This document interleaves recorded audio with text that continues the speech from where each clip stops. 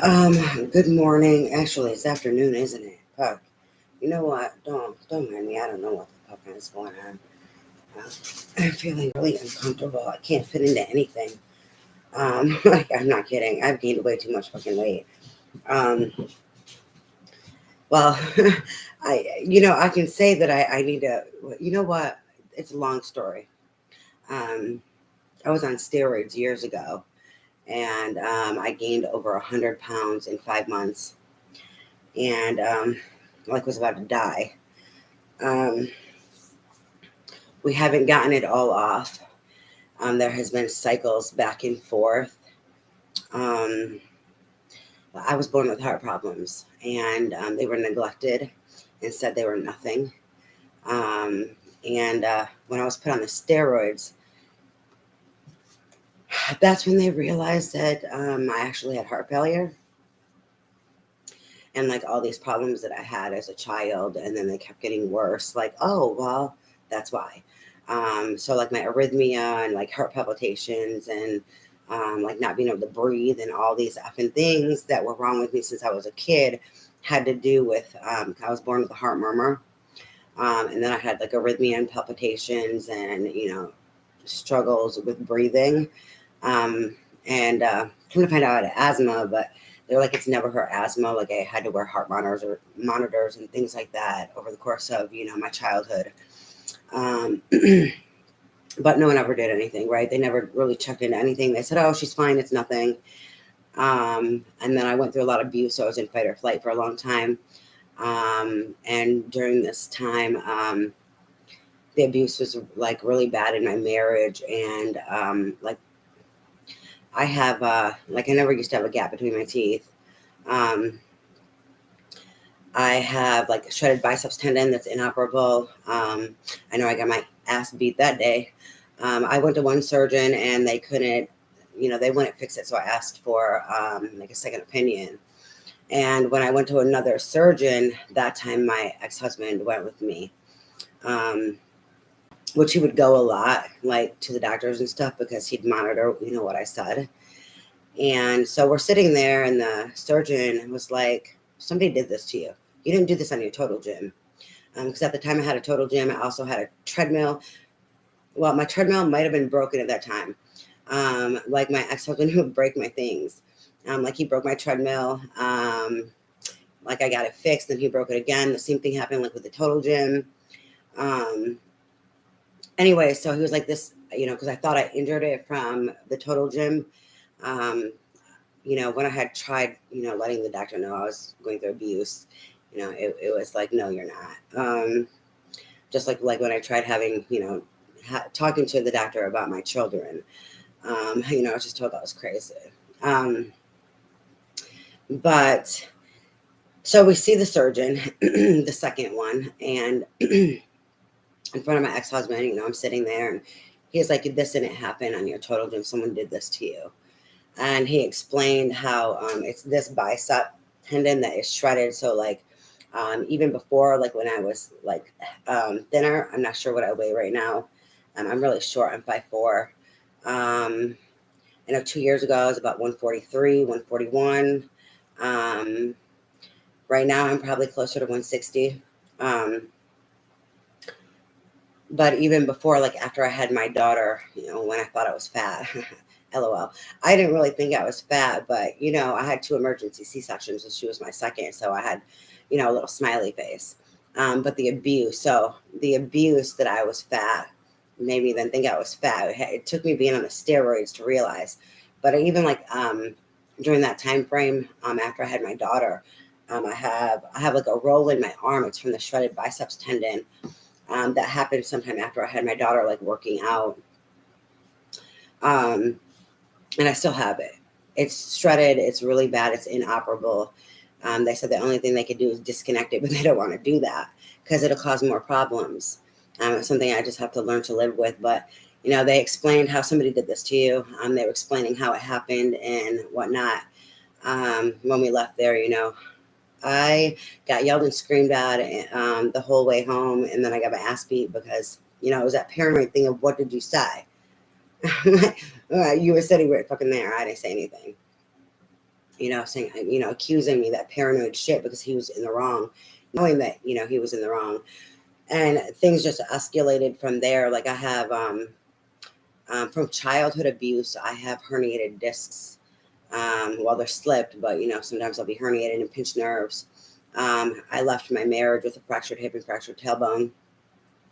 So needless to say, there's lots of more trauma that I'm not explaining. But so all of this pain, and being I grew up in and out of foster care, my family suffers with, issues like a drug addiction and things like that. So the doctor never wanted to give me pain medicine, and I'm not someone who wanted. I mean, even when I moved down here, I had to throw out bottles. I still had Vicodin bottles from when I had my kids. I breastfed, so I didn't really want to take them. I'm not someone who really likes to take a lot of medicine. That's why it's funny that I smoke cigarettes, but that's another long abusive story of why that happened. But you have to take accountability for yourself. Like in the healing journey, it's realizing you can't be a victim, right? Even if you are victimized, if your feelings are justified, you can't hold on to that. You have to take that accountability where understanding the dynamics, what took place, your wounds, like for me, the people pleasing, as well as like the needing to be loved or accepted, and then just not being able to take the abuse, you know what I'm saying? And like trying to fit in or whatever it was. You can't sit there, even though, it's your fault too. It's not just somebody else's.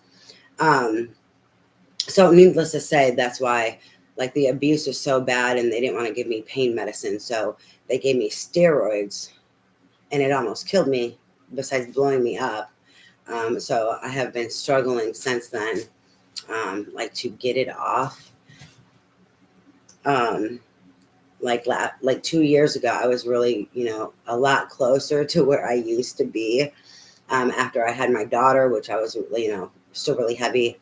134 after having my daughter was really heavy for me, even though I was all up here. But anyway, so now, I'm probably about 160. I'm not sure. I haven't got on the scale in a minute. I can't seem to fit into anything. And it just kind of has been getting worse, which is really funny because I was sick. I got COVID and I was really sick. Like after Mother's Day, like Mother's Day time on, and really sick like for my birthday in June. And then the summer, like I struggled to eat. Right now, like I was doing a lot of coffee, you know what I'm saying? And like sugar coffee, like, milk and sugar, or like right now, chocolate coffee. But right now I've actually been eating. So I have been starving, so I have been eating. I found that I hold on to weight, like emotional weight. So like 2 years ago, my mom was abusing me. And, the abuse, like last year I disassociated from the abuse, but 2 years ago, I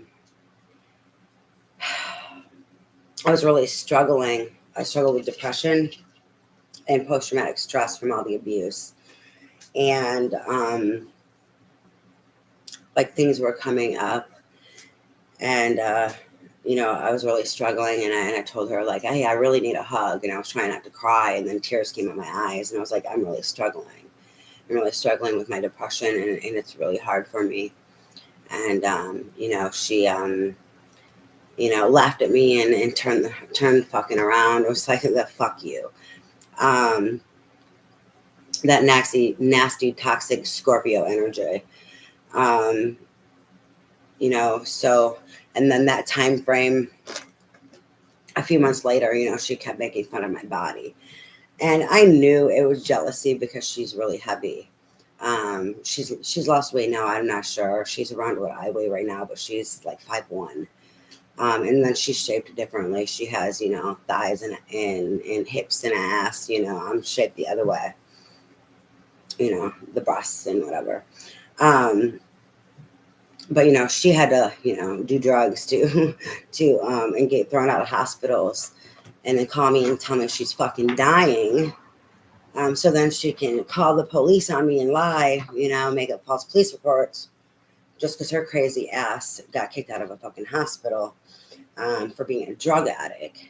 Um, you know, and during that time frame, her abuse was so bad, and then everything that I was dealing with, working and trying to heal and face things, and then realizing, oh God, I'm a workaholic. I do that to help me cope and function. It's partially in avoidance. It's also I'm like ADHD. Okay, I have ADHD, being that I suffer with a lot of fight or flight. I'm learning how to try to. It's hard for me to like relax. So I'm mindful of all of this. So I'm still kind of like that workaholic. It's my coping mechanism. I have to be mindful. It also helps me like get the energy out. I have to move to get some of the energy out, and then kind of exhaust myself so that I can deal with the emotions. It's not necessarily that I'm running from them now. I understand that it's from avoidance. I never used to be allowed to feel. And so, during that time, her body shaming me and whatever. And even though I know it's distortion, is still, it still wounded me, especially I was struggling during that time. And like, I immediately put on weight, especially I was doing vegan then. Like I'd given up meat, and that was the other part of the control, like her abuse during that time frame.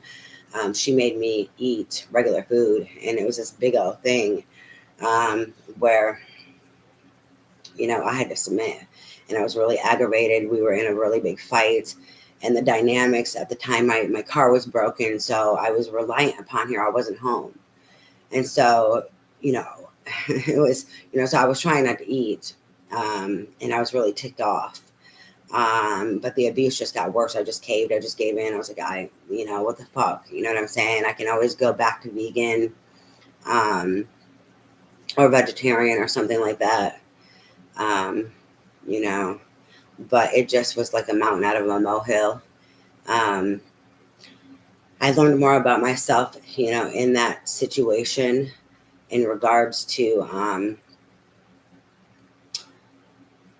I can't say so much about the people pleasing, because I understood that that's who I was before, and I wasn't trying to people please.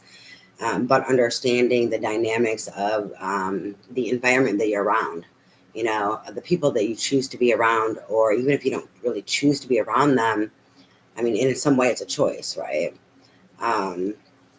Like, in how they can take advantage of those situations to try to take like your power and your control. Anyways, probably talking about this because I went without smoking. And then I broke down when I ran